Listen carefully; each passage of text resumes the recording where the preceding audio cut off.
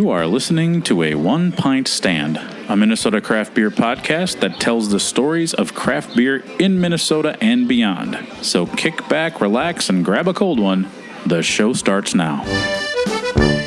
Hello, my name is Dan Bobian, and I write, produce, and host a One Pint Stand. I'm ecstatic that you are listening. This podcast has been a passion project of mine since 2016. On this episode, I joined Ariel Keeton, founder of Team Nevertheless, and a brewer at Excelsior Brewing. We talked about the mission of Team Nevertheless and how she works to create sisterhood in the male-dominated craft beer industry. It's no coincidence that this episode is coming out the week of International Women's Day, which is Friday, March 8th. If you are curious about what Team Nevertheless is and how you can support women in beer, then this is definitely the podcast for you. So let's head out to Excelsior Brewing for my beer chat with Ariel. Cheers.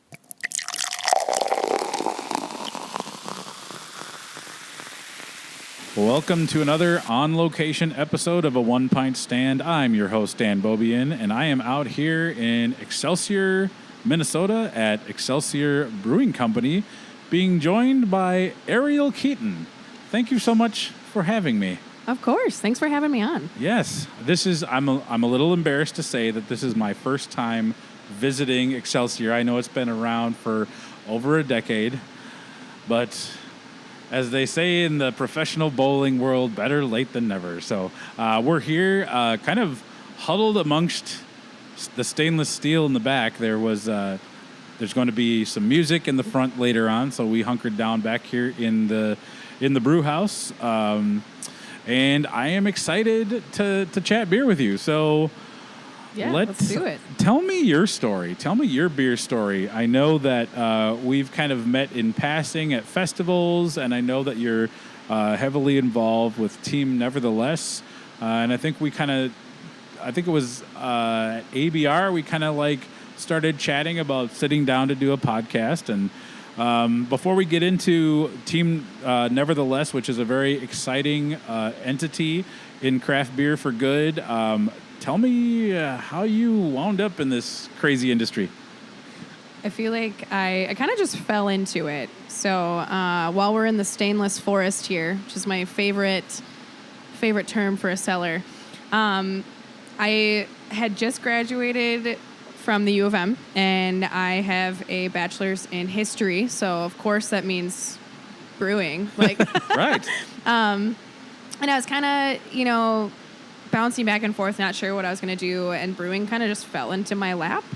I was serving tables, and then I had met some friends who said, hey, like, Harriet Brewing, we need some bartenders. How about you come over and interview with us and see how it feels? So I went to Harriet Brewing in April of 2016, so almost 8 years ago.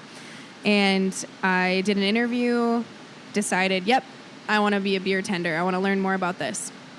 So I was the last taproom manager while Harriet Brewing was open.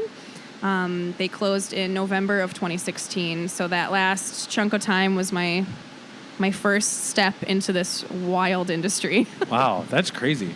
Yeah. And it turns out you're not always constantly busy as a bartender or a beer tender. So lots of downtime. And during that time, the two brewers, Matt and Jules, who are still in the industry and two of my favorite people, they were like, hey, how about you learn some more about beer?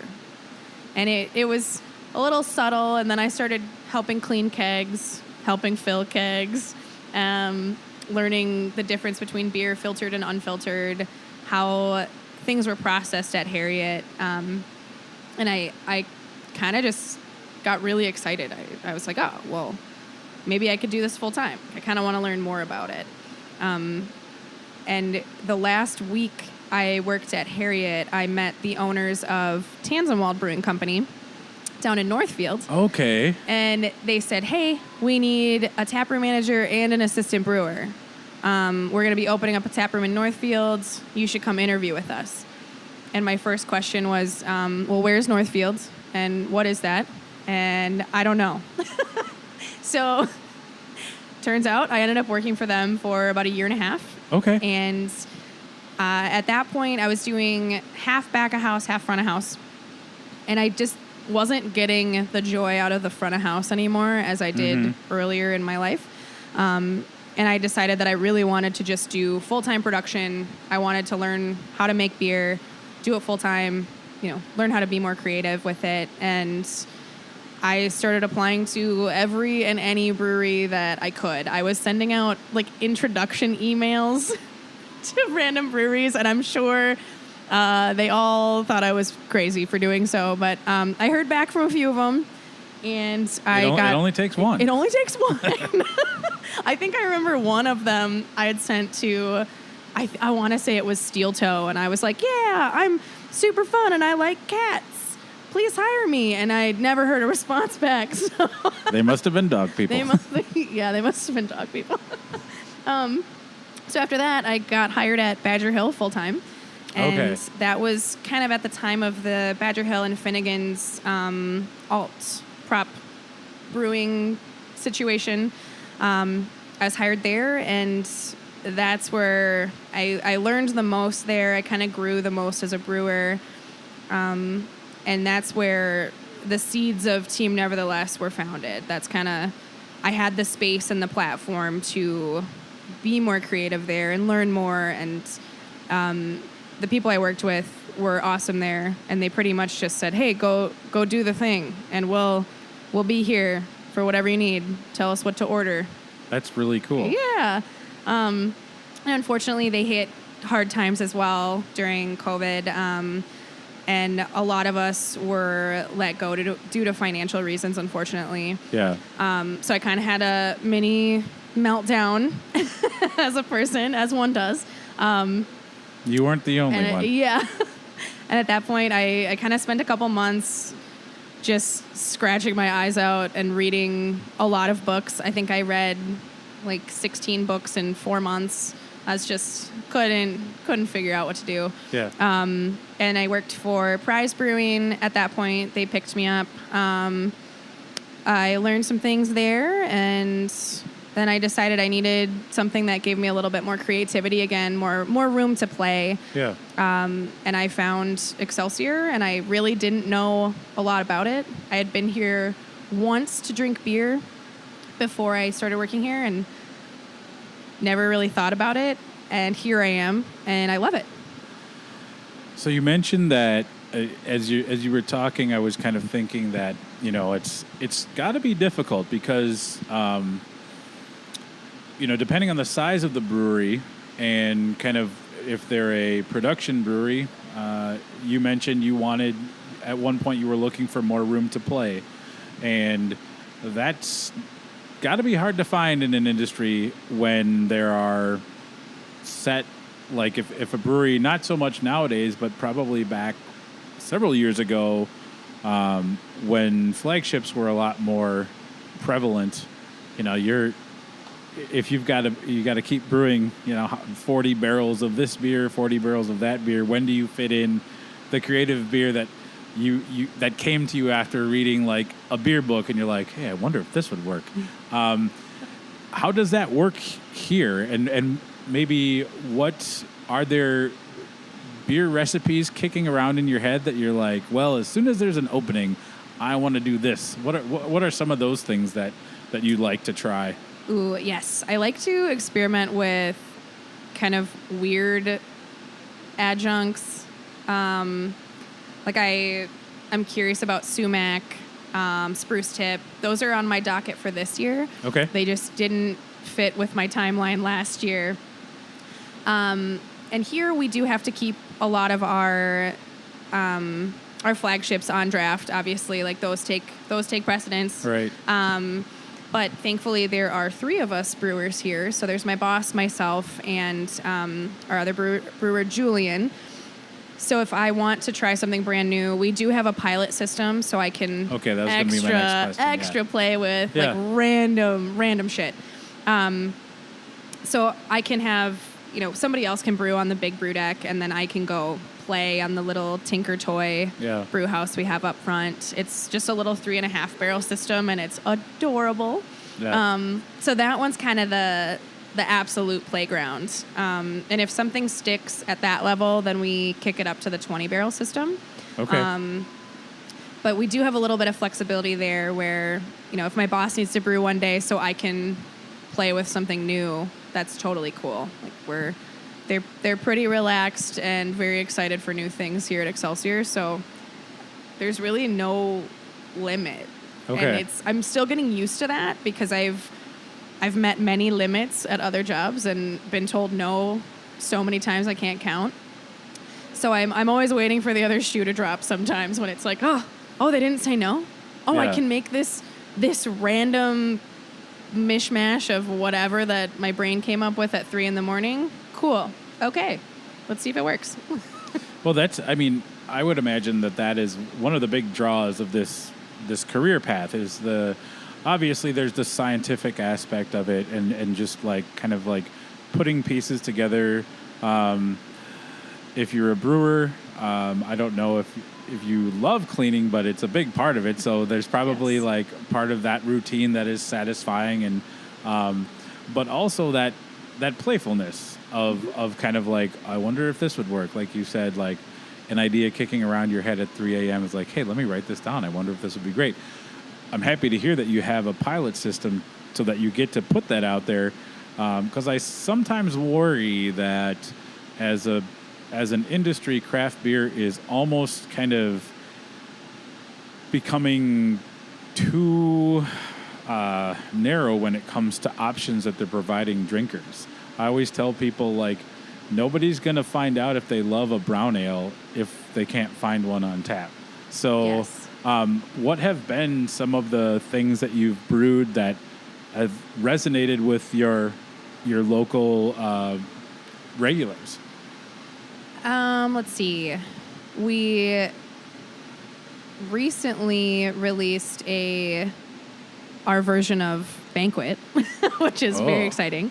I saw the can art in the cooler. It's pretty cool. It was very exciting for all of us. We all love a banquet here and there. That one kind of lands really well. We get kind of a random hodgepodge of beer drinkers here. Like we have a huge group of people that it's the Big Island Blonde and our Lake Style Lager and our Vienna Lager is all they'll drink.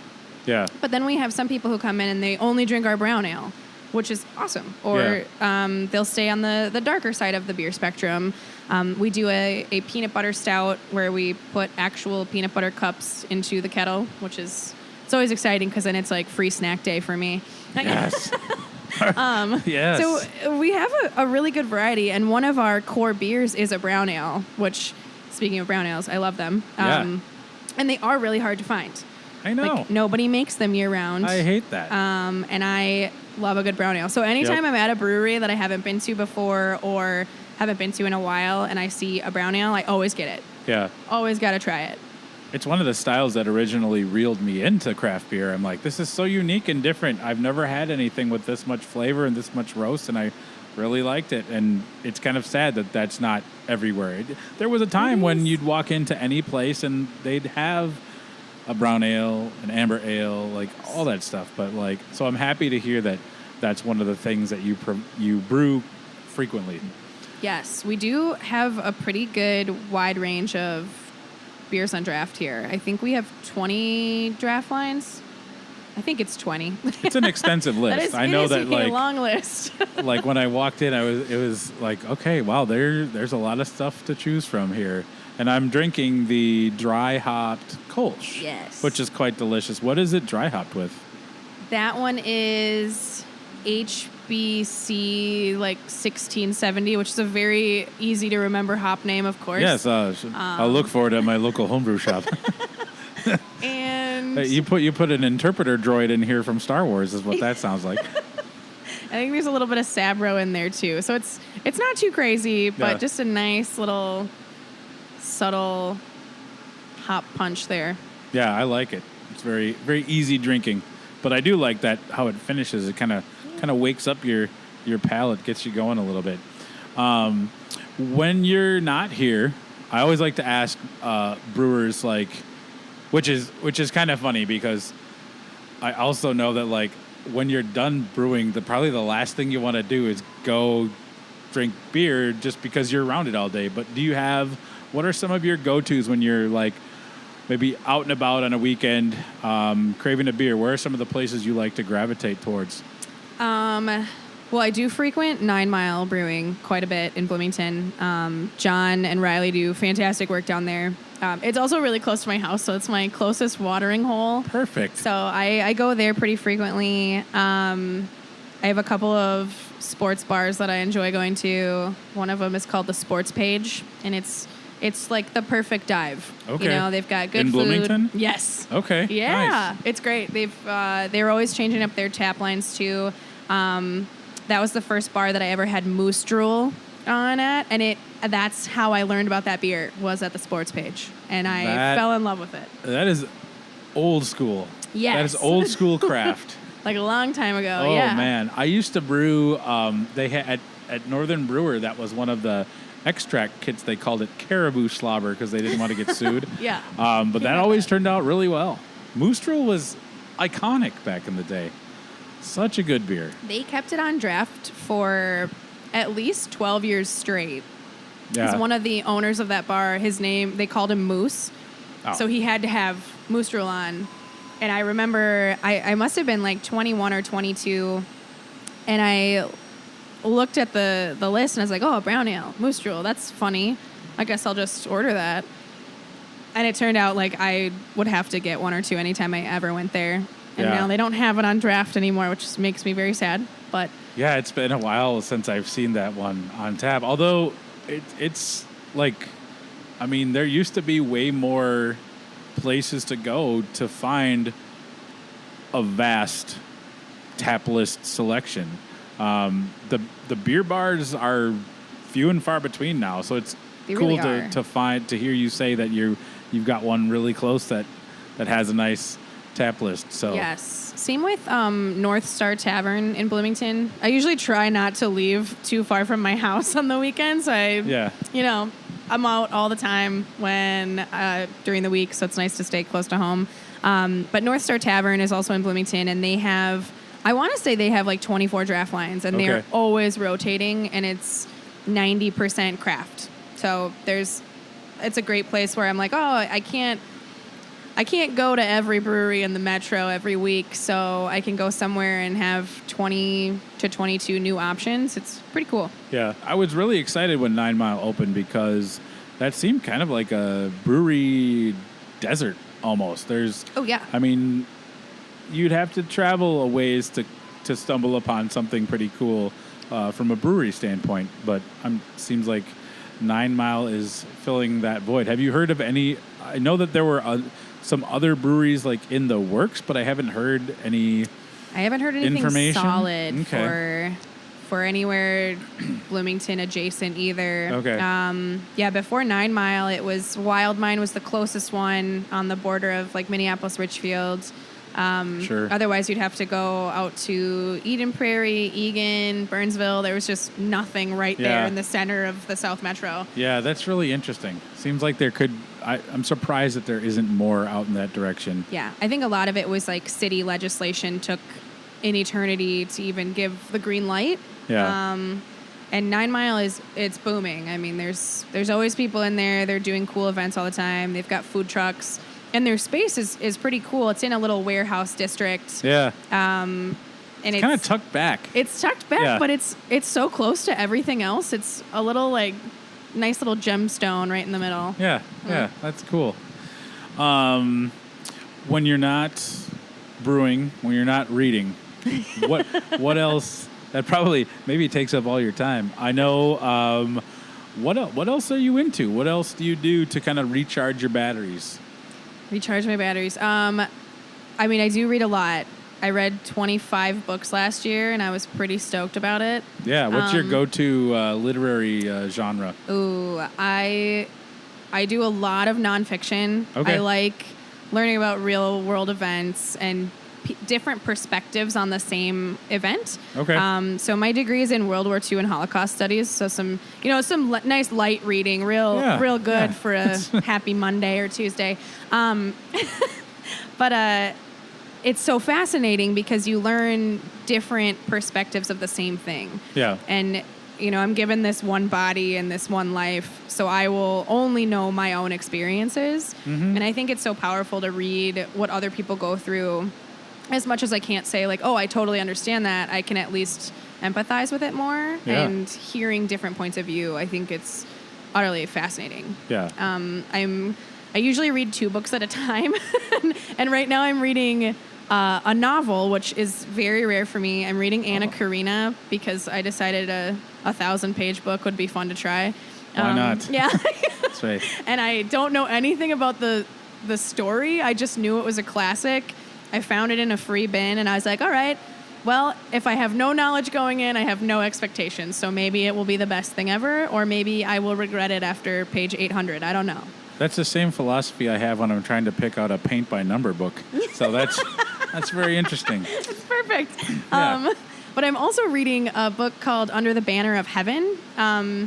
It's by John Krakauer, who's a fantastic writer, and he writes a lot about sports writing and real world shit. And this book is about basically fundamental extremist Mormons and murder, and it's just wild. It's wild what extremism can do to a human brain. Yeah, that is. I mean, that we could do a whole podcast on that sometime. Yeah. Maybe I need to branch out. I gotta. A literary podcast would be fun. That'd be good. I'm the same way. I'll have 2 or 3 books going at the same time. My hindrance is I have a hell of a time finishing them. Okay. As I've gotten older, the only time I have to unwind is right before bed. And so I'll try to read and 9 times out of 10, I'll fall asleep and I'll drop the book on my face. And then I'm like just mad, go to bed angry. I wish I like reading. I just don't have enough time. But like I'm reading Bill Bryson. He's I'm on like my 4th Bill Bryson book.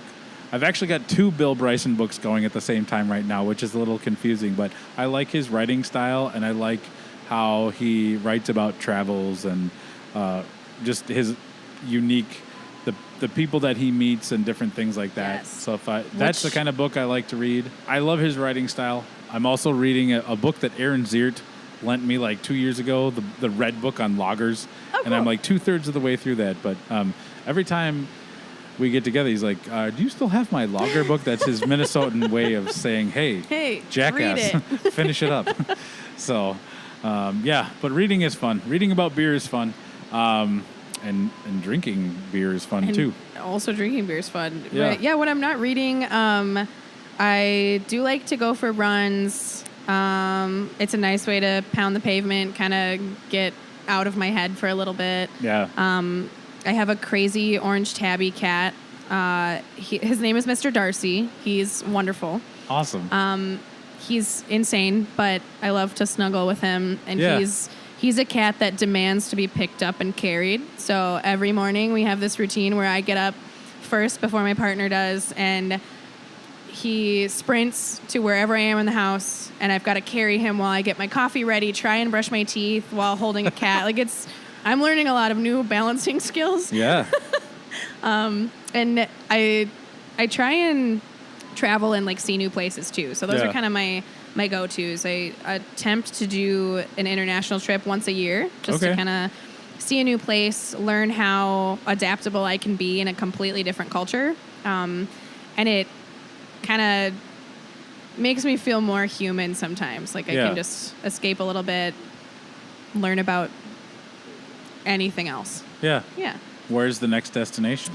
Sweden and Finland is this year. So, ooh. Yeah. I have a friend that moved to Finland a few years ago to go to grad school, and she never came back. And she just opened up her own coffee shop this year, and she's in the far eastern part of Finland. And I was like, well, if I find myself in this part of the world, can I come hang out with you and patronize your coffee shop? And she's like, yeah. That's awesome. Yeah, you have to come out. And I found a really cheap ticket to Sweden, so I'm going to put 4 days in Sweden and 7 days in Finland and bounce around and learn new things and eat new foods, drink new beers. It's very exciting. Sounds like the perfect trip. I'm so excited. My friend had told me that there's a town in Finland called Lahti, and they are essentially like a Finnish craft beer town. So Interesting. now Okay. I'm staying a night there because I have to know. Yeah. I have to try all the things. Yeah. There are beers, a type of beer called sati, Yes. and I've never had one. That's the one with the You like pine. filter through like juniper branches or something. Yeah. And I said, well, that sounds too good to be true. I gotta get on that. Yeah. So that's the next destination. Okay. Well, that's fun. I mean, travel is just good for the soul, but it's also great to get out and understand different perspectives, different cultures, and I think that makes everything better. It totally does. So that's incredible. I would love to travel internationally. I feel like I'll get there at some point. I have to hit a bunch of beer stuff local, and eventually I'd love to go to England and Germany and the Czech Republic and explore everything, the food, the drink, the culture, all of it. Because I think that really is, variety is the spice of life. Getting out and traveling is really, really good for our souls. Those are all very cool places. Yeah. And it's something that I like to break the myth of that international travel is unattainable, because it's not. Oftentimes in my free time, if I don't already have a trip lined up and booked, I'll just search for different cheap flights, and wherever is cheapest, I'll just buy a ticket. Yeah. So you can fly overseas for under $1,000. Yeah. I think my most expensive trip was to Japan, and I think I spent $2,200. Wow, that's not bad. You can do it, yeah. And then I stay in hostels because it's okay. I'm just there to sleep. Yep. I'm not, gonna live here, just sleeping here, so I can go see other cool shit anywhere else in the country. Pack light and get after it. That's cool. Yeah, or even just like local stuff too. Like I've never been to Jay Cook State Park, so that's on my list this year. That's a good one. It's local, it's close. Yeah. Why have I never been there? Yeah, there's a neat. You mentioned earlier that you spent time at Tanzenwald or applied there. There's a really cool state park there that would be perfect if you were doing wanted to do a weekend Northfield kind of a beer destination. Big Wood State Park. Yes. Or Nerstrand. Yep. I can't remember. Yeah. No, is it Nerstrand? Oh my gosh, I don't know. Well, it's one of them. I always say I will edit that out and just bleep over it, but I never do. So that's always adds a little flavor to the podcast. So in addition to being the brewer at Excelsior, you have some incredible involvement in a group called Team Nevertheless. Tell me about that. So Team Nevertheless is a group that I founded in the end of 2020. 2020 was kind of a year of being a hermit crab, as all of us were, but it also gave me more room to explore and be creative and try something new. And I had been speaking with a friend who is also in this industry, and she was like, well, how many women brew in this state? And at one point, we only came up with 8 names. Yeah. Which is not a lot for 200 plus breweries. And I had sent her a message along with another one of our industry friends. I was like, what if I just found all of the women in the state that brewed beer and we made a beer together and then just kept fucking doing it? And they were like, yeah, that sounds great. And I was like, okay. So I started emailing every brewery in the state that I didn't personally know somebody at, which is a lot of places. That's a seismic task. So I got the go ahead from Badger Hill, go do your thing. We'll do whatever you need to do. And so I emailed everywhere that I didn't know anybody at, and I watched my inbox flood with the answer no and sorry, no women in production, no, which was very disheartening. But in the end, there were 16 of us, and I was like, okay, how about every 6 months we get together, and the first beer will always be released on International Women's Day, and then the second beer will be in the fall at whoever's hosting is choosing. That way it's like, hey, we're still relevant. We brew beer more than once a year, but it's reasonable for all of us to get together that many times. And I just started meeting all of these women via email and text messaging and Instagram to try and start this group. And the first beer was called Nevertheless, and I did a West Coast IPA that time. Simcoe, Mosaic, Chinook, very classic, nice and dry. It's beautiful. And that brew day, I met half of those women for the first time ever as they were coming into my brew house. We had a great time. We got to know each other. We choose a name from a hat every brew day for who gets to host next. And, fun. Okay. Yes. So then every woman gets to volunteer if she's able to host a brew. We draw 2 names just in case something comes up, have a backup plan. And we've been doing this now. We just brewed our 7th beer 3 weeks ago. Yeah, that was at Wooden Ship. Yep, okay. Yes. So Abby Edquist over there, she's the brewer. It was her first time hosting, Nevertheless. It's her first lager recipe too. So she did a Helles. Oh, nice. And we're all very excited about it.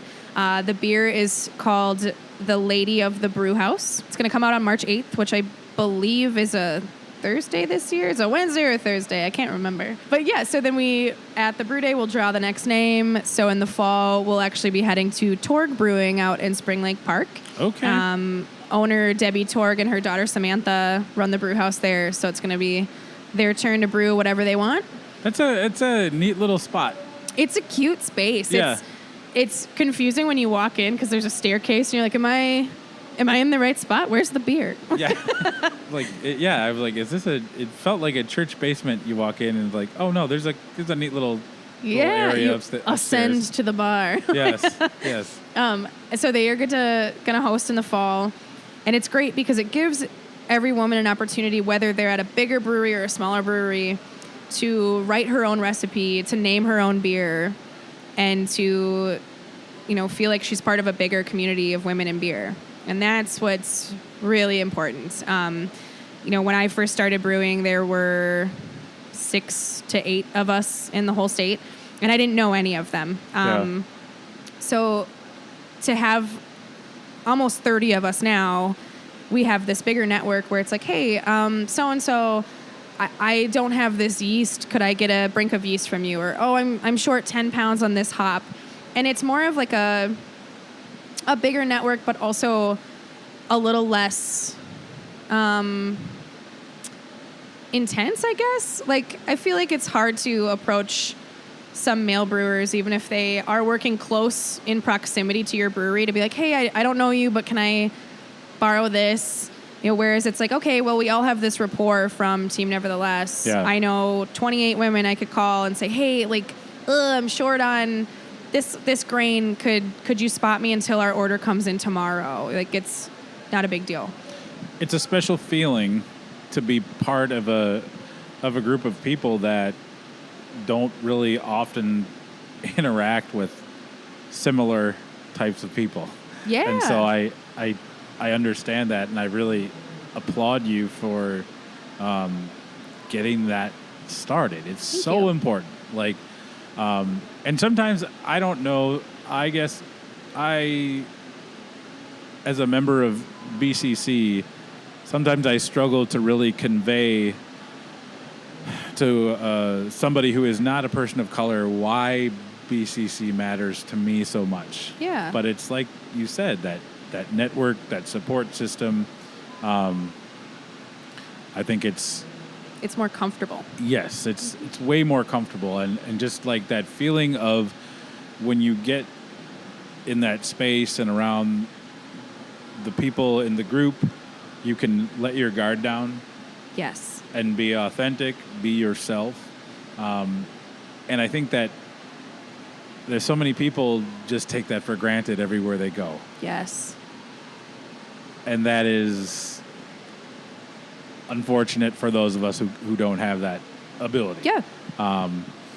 So outside of the collaborations, do you just get together once every 6 months, or are there other things that happen within the group? We attempt to do a happy hour once a month, and that usually turns into once every other month.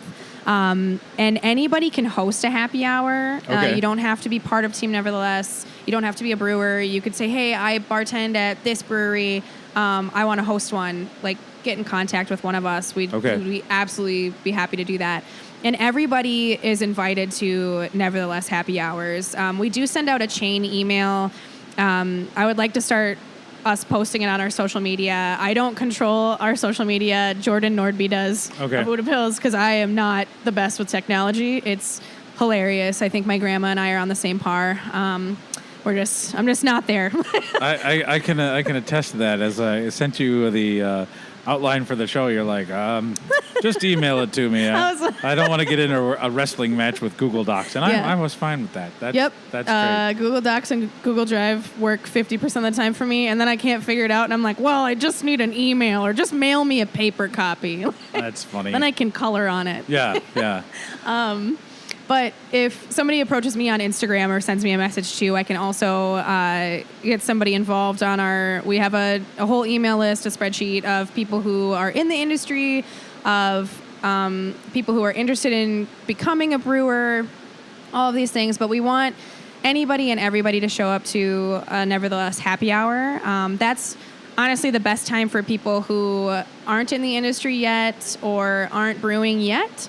To come and see us, because we're not in the middle of a brew day. We can sit down, we can have a beer, we can be realistic with what our lives are like, and we can connect a little bit better that way. Well, yeah, also having that network. That was going to be one of my questions, like, how does somebody who is aspiring to be a brewer get in contact? You said the social media is... Yep. So it's at Team Nevertheless for our Instagram and our Facebook, or you can reach out to me. I'm at Pint Size Powerhouse, and it's HAUS as the German version. So yeah, anybody can just shoot me a message. Okay. I'll happily spread some information and get back to anybody. Okay. Because we want to inspire more people to come into this industry and make it more approachable and more diverse and more huge. What our state looks like and what everybody looks like. Yeah. I'd say our biggest success story was we had our third beer was brewed at Buddha Pills, called In All Places. And everybody who hosts, she gets to choose which organization to support with some of the proceeds. And Jordan chose the scholarship in the Diversity in Brewing Scholarship for DCTC. Oh, yeah. So there was a woman that showed up to Buddha Pills. She showed up for the release day. I was really excited. She had read about us and showed up to this release party. She wanted to go to brewing school because of us. She came to a happy hour. She currently works at Unmapped Brewing. Her name is Maddie Jo, or That's MJ. Awesome. Sorry, she goes by MJ. Okay. And so she got that scholarship from Buddha Pills. She went to DCTC, and now she's brewing. And that was all because we were loud and clear about who we were as women in the industry and how important it is to show us behind the scenes too. I've got goosebumps thinking about it. Her story, it's like that's what we can do. That's absolutely tremendous, and it's so special because, like we said earlier, there's if you're a certain type of person, there's already a built-in network. Like there's so many channels and avenues, but I would, being a woman trying to break into a male-dominated industry is difficult. Do you feel, as this group has kind of forged an identity and is gathering momentum, what are some of the other success stories, or, how are you working collectively to kind of break down obstacles and create more opportunities? I think the other successes is a lot of us know each other now, so we can give good references and say, hey, E makes a hell of an alt. Please hire her. She's very dedicated and passionate, and as every other woman in this group. So it's something where we have power in numbers, and we can attest to our strengths to other places. And I think with having this network, it's more comfortable to ask questions that are technical in this industry. You know, I've had women come up to me and ask me questions that to them they're terrified to ask because they don't want to seem like they're dumb. And they're not dumb at all. It's a legitimate question, but it's more comfortable to ask one of your familiar, similar peers than some random dude in the industry. So we have that as well. And honestly, the more women that are in this group, it's like, oh, hey, I heard this woman works here. Or, hey, I heard there's a new woman up in like Baxter Brewing. It's like, okay, well, let's find her. Yeah. Let's find her and bring her on the team. You all went up to, you did a brew up at Jack Pine, didn't you? We did. It was a Scottish ale. Yes. It was called Be Audacious. Yes. That was brewed by Kendra up at Jack Pine. Okay. And she was like, yep, I want to do something classic, do a Scotch ale. It was fantastic, honestly. She nailed it. It was only 5% and just beautiful. She was also in a DCTC class years ago. She worked at Enki Brewing out in Victoria for a while. Yeah. Okay. And her husband moved up to Baxter, and she said, hey, I'm the new head brewer up at Jack Pine. And we said, okay, cool. Put your name in the hat. Let's go brew with you. Like, sweet. Yeah. And she's got a great system.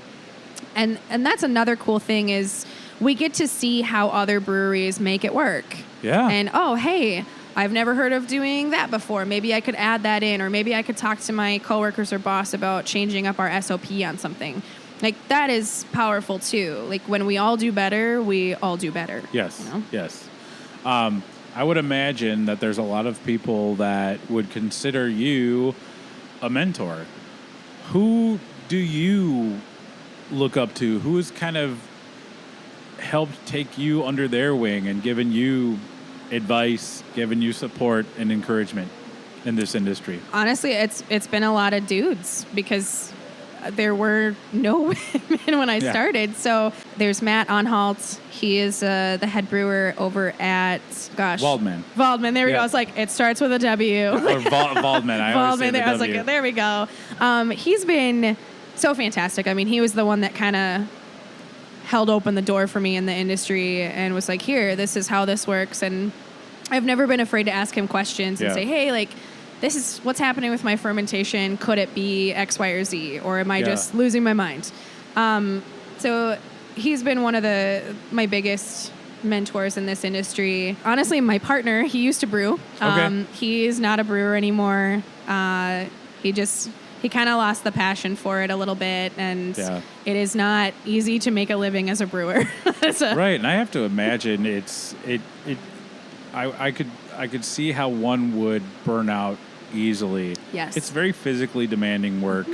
Like you said, it's not you're not going to get rich doing it. It's very much kind of a career of passion. There's not a ton of people that have been in this industry for more than 9-10 years. Like I'd say average people start to burn out at 6, 7 maybe. Well, when you were giving me the tour, you're like, I've been involved with brewing for 8 years. I'm like, wow, that's a lot. That's April good for will be you. 8 years, and that's great. It's wild. It's gone so fast at the same time, and I feel like I'm never going to know everything there is to know about brewing. Right. And I think that's the beauty of it. Is if I'm doing this for 30 years, there's always going to be something new that I can learn, and I'm always going to be able to be that half science, half artist here, and I love that. Yeah. But it is really demanding. Some days you're just like, I'm trying to give it my all, and it's fucking exhausting to be like, okay, well, I've got to climb up here, and then I also have to crawl under this part of the tank to get to this, and this is leaking now, so I've got to go figure this out. Like, you're constantly physically moving around, running, picking things up. Like, it's very hard on a body. Yeah. Yeah, I mean, you said, like, I would not... I don't do heights, so just the thought of climbing up on a ladder and pouring anything in one of these things. And these are like I mean, Yeah, they're these are big, but there short. could be these are by comparison to what they could be. Yes. Are I worked with limited. larger tanks than these, and those ones, just being on a ladder that high in the air is nerve-wracking. And then you're yeah. carrying hops over your shoulder, and like your knees end up hurting so bad. Yeah. Oh, I can only imagine. Our tanks should be taller, but because our building is not super tall and it's a historic building, they actually had to cut the legs down on our fermenters, so they're like squatter to the ground. Oh, okay. Is it? It's pretty funny. You Yeah. can kind of see the weld marks. Yeah. Well, speaking of historic buildings, my glass is empty, so I think I need to get a refill because I want to hear a little bit about the history of where we're recording, Excelsior Brewing. So we're going to take a little break, and when we come back, we'll hear more wonderful beer conversation with Ariel. Hey, thank you so much for listening. Hopefully you're enjoying a 1 pint stand. My aim is to help spread the word about craft beer. Enjoying craft beer is a passion of mine, and I love chatting about it with other people. A 1 pint stand has a goal of helping breweries tell their stories. I love to get out in and beyond Minnesota to visit breweries, beer bars, and meet other interesting beer people. If you are also into those things, you probably want to keep tabs on the show. So go ahead and follow a 1 pint stand on Instagram, Facebook, and Twitter. We would also appreciate any and all positive reviews on Spotify and iTunes to help make it easier for other craft beer listeners to find us. If you like reading about craft beer, I started my own blog, and all of my writing can be found at a1pintstand.com. After 8 years of writing as editor-in-chief at Beer Pluma, it was time for me to start my own blog. So make sure you check out the blog for some interesting craft beer content of the written variety. I truly appreciate you listening and taking time to enjoy our stories. Now, back to the show. After taking a little break to get a full beer, now I am sipping on the Excelsior Brown Ale. Bayside Brown. Bayside Brown. Is this a deep cut reference to Saved by the Bell, or the fact that you're next to a bay? It's because we're next to a bay. Okay. I wish we were as cool as that, but there's a lot of boat-themed things here and bays of Minnetonka themes. All of which, if you didn't grow up in the western suburbs, which I did not, are lost on me. Yeah. We have a couple beers that are referencing boat parts, and I did not know that was a thing. I don't know anything about boats, is what I know. Okay. Like a propeller Pilsner, or it's like our Vienna lager is our Amberjack lager, and apparently that's part of a boat, and I forgot what part because I don't own a boat. Okay. Yeah. I'll take a... Yeah, that's interesting. I do love a Vienna lager, though. It is delicious. Might have to try that on my way out. There is some lagering behind you in little FV4. Well, just get me a drill and a funnel, and I'll just help myself. There we go. There's a spout on the side of the tank. That's one of the, that's one of the nice things about podcasting from the brew house. You just reach over, turn a valve, and get a bucket. There you go. Yeah. So before we kind of the first part, we talked a lot about your brewing career and Team Nevertheless.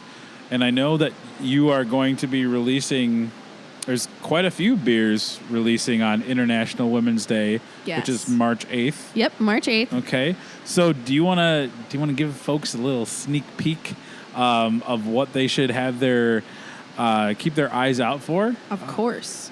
So we have several beers coming out within the team. There's so many good beers that are going to come out. So the Nevertheless beer, the main one that's coming out is the Lady of the Brew House, and that is coming out at Wooden Ship. That's our Helles that we just brewed 3 weeks ago, so it's still going to lager for a bit. And then Sophia and Bree over at Modest have two of my favorite people. They're amazing. Yes. They're absolutely amazing. I talk to Sophia on the regular, and her and I, we do Hulk Hogan voices at each other, so it's just, hell yeah, brother. Yes, that. We just all caps text each other brother all the time. Like, that's Sophia and I. Yeah. So she has an apple ale coming out on International Women's Day, and then she will be putting it in a barrel with some mixed culture shenanigans and releasing the second part of it at a unknown time. But so that's coming out on March 8th as well at Modest.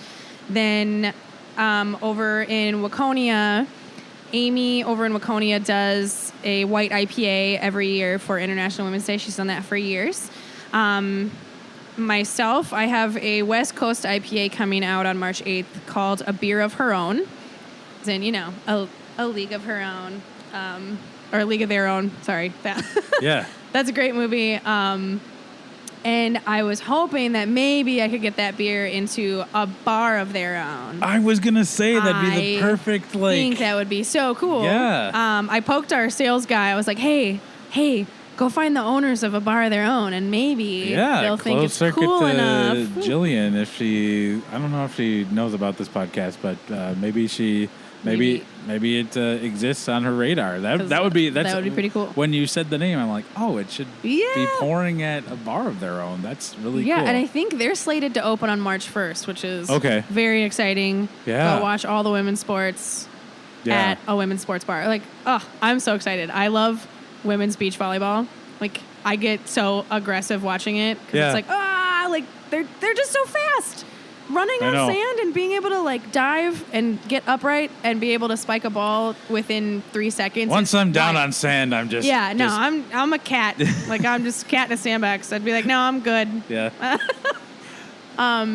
Let's see. I think we've got Spiral Brewing in Hastings. I believe Morgan has a beer coming out for International Women's Day. I don't remember the beer style or name. But I'd say there's probably 8 or 9 of us within Team Nevertheless that have beer releases on March 8th. So maybe hire a party bus and drive all over the city. That would be... it'd be pretty cool. That would be epic, but... We're kind of cancel plans the next day. Cancel plans the next day. Don't go to work. Just drink beer with all of us because we'll all be out throughout the cities partying. That's wonderful. Yeah. That'll be really cool. It's super awesome because even just 5 years ago, I mean, nobody was making beers for International Women's Day. Yeah. And if they were, it was a guy in a brewery brewing this beer and taking a picture with the women that also worked at the company, and that was it. Yeah. And it's cool to see that we're getting away from that, and there's actual women behind the scenes being like, no, this is my recipe. I'm going to make a Pilsner because I want to. Yeah. Or I'm going to make a West Coast, or I want this sour because I want to. Well, and that kind of domino effect of inspiration that, when people see that and women see that they're like, well, yes, this exists. That probably is very comforting, very emboldening to be like, yes, I need to find this group, get into it because there's space for me. Whereas like before, that's, like you said, that wasn't, you'd have to really do a lot of searching to find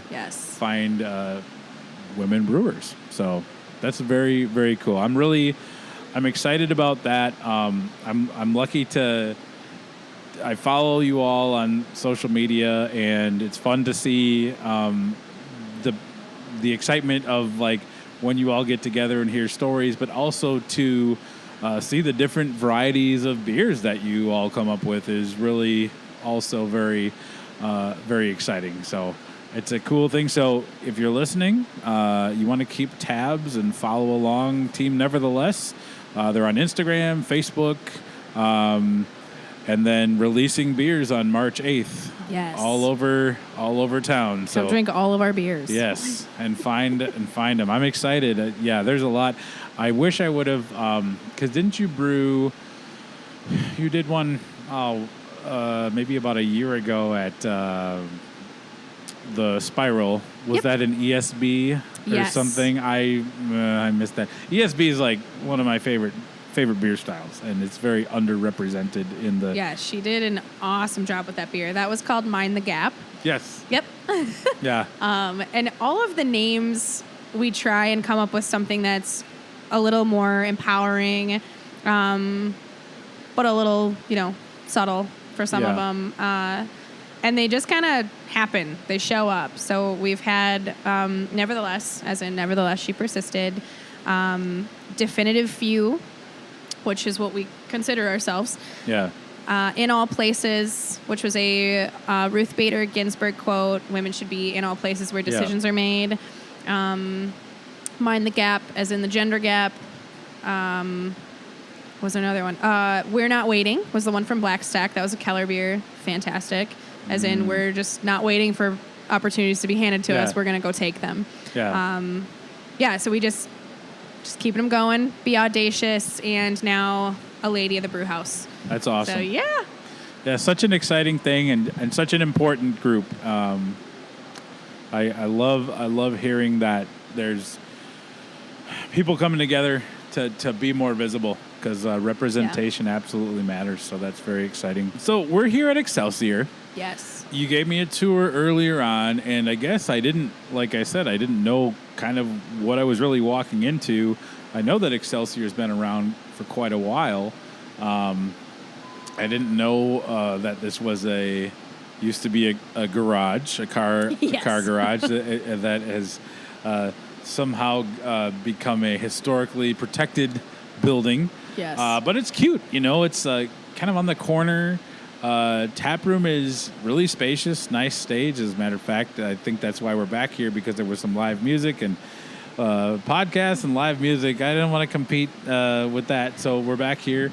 But give me kind of like the rundown of what is Excelsior Brewing? How do they kind of fit into the grander fabric of the Minnesota craft beer scene? And if somebody hasn't been here yet, what's a reason they should consider stopping by? There are so many things. So Excelsior started in 2011. So this is going on our 13th year. And it started before the Surly Bill. So it wasn't a full tap room until much later. And essentially the space we're sitting in now was the only space available to people. Okay. So people would come into the back door here, and it was just being poured out of growlers and small draft lines. There was a bathroom apparently where our boiler is now, and I guess it was really gross. Okay. There's a sign left over that says, "Please resist the urge to pee in the drain." Like, like old school. This was a very unique space, and it still is. So don't pee in the drains. Yeah. Try not to. I mean, that's a good rule for life. It's a great rule for life. A brewery, Burger King, anywhere. Just don't pee in the drains. Don't pee in the drains. Yeah. Just don't pee in my trench drains here. But it used to be... That makes such a funny shirt. I don't know. My mind is spinning now. It's great. It used to be a car repair shop, and I don't know when or why this building got historic status, but it just means we're very limited into changes we can make inside and outside of the building, which isn't the end of the world. So we have adjusted the height of our tank legs and done everything we can to make it work, which actually works out for me because I'm not a very tall person, and having tanks where I can reach more things is crucial. Yeah. So then after the Surly Bill passed, they opened the front of the brewery, made the space a little bit bigger. This became the production area. This particular part of the cellar we're in used to be where the bottling line was, because up until 2 years ago, we were bottling. Yes. Yeah. Yes, that was one of many unique things about this place is they did bottles for a long, long while. Long time. So we got rid of the bottling line. We have a 6-head counter pressure canning line now, and it's probably the best canning line I've ever worked with. It's pretty exciting as far as canning lines go. And it does take up a good footprint in here, but we work around it. So the space has changed. Things have moved a dozen times since opening. And that's what you do with a business or an organization. Everything kind of grows and changes with the times to get better. And people who haven't been here, we're right on Main Street in downtown Excelsior, which is 4 blocks long. It is the cutest little downtown. We're right on the corner of Water Street and 3rd. And there's a parking lot behind us, so it's easy to find parking because I know that is a big thing everywhere you go. Parking's easy. The lake is 2 blocks from where we're sitting. Yeah. There's really awesome restaurants in town. In the summertime, we have an ice cream shop that's been there forever. Fantastic. Okay. It's called Licks Unlimited, and it's amazing. Okay. And sometimes the line is like around the block. It's that good. Yeah. I've been to Maynard several times. That's a nice, like... Yeah, Maynard's, you're just on the water. Summertime. Yeah, very, very cool. Very nice. Yeah, so it's a cute space. We want everyone and anyone to come here. We are family friendly and dog friendly, so please bring them all in. And if you bring in dogs, like, I have to pet them. That's kind of the rule. So come find me, and then I'll pet the dogs. Yes. I have to. What are kind of like some of the go-to favorites? I know you said earlier that you brew a lot of the Big Island Blonde. Big Island Blonde. Yep. That. What are some of the other things? I would imagine this Bayside Brown is a popular one. Yep, the Bayside Brown is very popular. I'd say the top 3 beers I brew almost relentlessly are Big Island Blonde, our Hop Waves Hazy, and our Bridge West Coast. Okay. So those are definitely the 3 I'm always brewing, it feels like. But yeah, I've got our Vienna Lager in one of these tanks.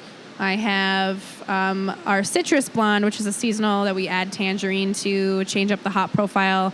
And we put hops in the mash tun for that one. It's really effervescent, nice and bright. Yeah. Yes, those are the big 3. And the rest of them, it's, maybe once or twice a month. Okay. And then we have more room to kind of play with whatever. All of the beers that I want to make are more fall beers. Okay. So I gotta wait a little bit. I was able to do a pumpkin double this past fall. That's a recipe I've been wanting to brew for 7 years now, and it only took this long to finally do that. Nice. It was called Basic B. I couldn't put the full world on there because I figured it would upset some people, but most people could Especially figure it out. Especially the dog owners, Yeah, exactly. And then I can't pet the dogs. I have to imagine that this place, it gets a ton of local support. What are some of the things that, events that maybe happen that people really look forward to? So as I've learned working here for 9-10 months, there are so many things that Excelsior does that I had no idea. So our Maibach festival, our Mai Fest, it's in the first weekend in May typically, or the second weekend, all weather permitting and city permits and stuff. That's our pretty big event of the year. That we hire a live band. We have a giant tent outside. We basically take over the whole parking lot. Oh, fun. That one's crazy. We do have an Oktoberfest every year that gets wild. St. Patty's Day out here is absolutely bonkers. And if the weather's nice, we open up the patio and it just gets wild in here. Yeah. Do you brew a special beer for that? We do an Irish Red. Oh, so nice. Okay. I think we're going to try and do kind of like a play pretend Guinness this year too, just to, have a dark beer and a lighter beer for St. Patty's Day. There's also Apple Days, which is in September, and we do an apple ale for that.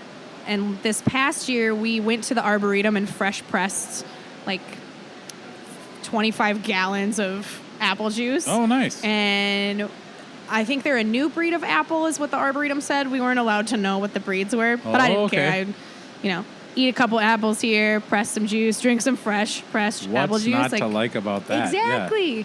So I threw that in a beer this fall. Apple Days is crazy. The whole Water Street shuts down, and there's art vendors, there's food vendors, there's stuff for kids. There's like a whole like arcadey, bouncy around house stuff, all those things. Okay. And then there's Crazy Days. There's a couple of art festivals that go on throughout the summer. We were supposed to have an event this weekend. It's called the Klondike Dog Races. They had to cancel it due to our insanely warm weather. 50 degrees. We're recording this on January 30th. and it's going to be 50 degrees tomorrow. Which is absolute insanity. Like, I know for everyone's mental health in this state, it's great, but it's also nice to see the sun today. Utterly terrifying. I know. So typically, the first weekend in February, there are a bunch of dog sled races. So they'll pump Water Street full of snow if there isn't enough snow on the road, and there will be teams of dog sledders that go from Water Street onto Lake Minnetonka around most of the bays and do 2 laps. So they do 40 miles. Wow. And then you get to see the dogs up close. They do have a couple that are willing to be pet, but most of these are working dogs. They're not, unfortunately, they're not playful dogs. I'm really enjoying the beers here. And so I got when I left work today, it only took me like 15 minutes to get here. So I need to become more of a regular visitor. So it's not that far. Yeah. I think a lot of city dwellers think anywhere outside of Minneapolis and St. Paul is insanely far, but it's really not. Yeah. I live in the South Metro, and it takes me a half hour on a bad day to get here. It's really not that far. Yeah. Well, this has been wonderful. Thank you so much for taking time to chat. Of course. Hosting me at Excelsior Brewing and giving me the lowdown on Team Nevertheless has been really insightful and a lot of fun. So thank you so much, Ariel, for taking time. We need to hear about, toothpaste nerdery. Right before we hit record, give me, what does that mean? Okay, so when I travel, I like to bring back toothpaste instead of souvenirs. Okay. So this started years ago, and I'm obsessed with brushing my teeth, which is a great habit to have. But think about it, we all brush our teeth, but every country does toothpaste a little differently.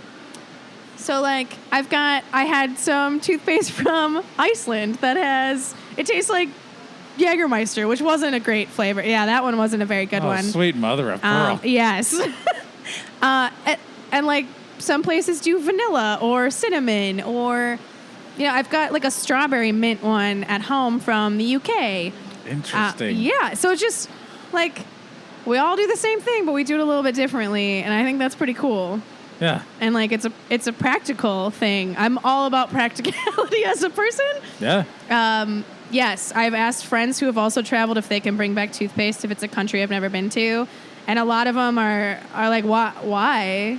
What is your problem? And I'll explain it, and then it's like, oh, that's kind of neat, but okay. Hey, everybody needs their thing. Exactly. Like that's a cool thing. Mine is weird ass toothpaste. Okay. Yeah, I was gonna. So when you said, we could talk about my toothpaste nerdery, like my wheels are often You're like, want what could to do. that mean? I'm like, okay, so is this the next big thing? Like artisan toothpaste? Are you going to be branching out and starting your own business of like a toothpastery? Do some lager toothpaste. Yeah, so, why not? Yeah, we got a big collab coming up with Crest, so that'll be really great.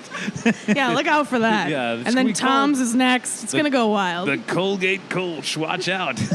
Yeah, well, I'm glad we figured out what that mystery was. That's Good. very interesting. That's not. Yeah, that's. Huh. I learned that when I was, I did like a small student exchange when I was in high school. Okay. And I was. Where did you grow up again? I grew up in Richfield, so not very far from here. Yeah. But I had spent some time in Germany, and I was with a German host family as a teenager, so you're learning all the things. Yeah. My brain hurt from trying to use a different language so much. So I have mad respect for anybody who is fluent in multiple languages and doesn't get them confused. It's mind-blowing. Yeah. But one morning we're getting ready for school and we're brushing our teeth, and one of my host sisters is like, "What is your toothpaste?" And I was like, "It's mint, duh." And she's like, "Ew, who would put mint in toothpaste? Like, that's the weirdest thing." And I was like, "Well, what's your toothpaste?" And it was vanilla. And I was like, "Oh, that's weird." I thought you were going to say coarse mustard flavored. No, thankfully. Yeah. It's pretzel flavored. I guess I always because I always bring my own, like my own travel. So like that. So I had my own, and we were just in the bathroom, and I was like, "Well, that's weird. I didn't know they made toothpaste in different flavors, but they don't make mint as a flavor there. So that's like, it's not a thing." So they were just as weirded out as I was. about our toothpaste habits. And then I was like, I'm just going to start buying toothpaste everywhere I go. That was the last piece of the puzzle that needed to fall into place. Okay, well, good. I will sleep well tonight knowing that mystery is solved. This has been another on-location episode of A One Pint Stand. Cheers. Cheers. I want to thank Ariel Keeton for her time. I enjoyed her thoughts and wisdom. She's a wonderful brewer who is steadfast in her mission to bring women together in a male-dominated industry. I love her passion and firmly believe that equity in beer, whether it's about gender, race, sexual orientation, or any other marginalized group, is something that we can all strive for. Life is too short not to help amplify the voices of the underrepresented. If you're listening to this and your path to beer was easy, I challenge you. Reach out to someone who hasn't had that experience and help them or see what they need. Representation matters, and it's important that we understand that. Luckily, there are smart and witty people like Ariel in the trenches to help move things forward. Also, I think that if there were ever someone fit to host a toothpaste podcast, Ariel is definitely on the top of that list. So, until next time, this has been another episode of A One Pint Stand, a Minnesota craft beer podcast where the pants stay on, but the caps come off. Cheers. In little FV4. Well, just give me a drill and a funnel, and I'll just help myself. There we go. There's a spout on the side of the tank. That's one of the nice things about podcasting from the brew house. You just reach over, turn a valve, and get a bucket. There you go.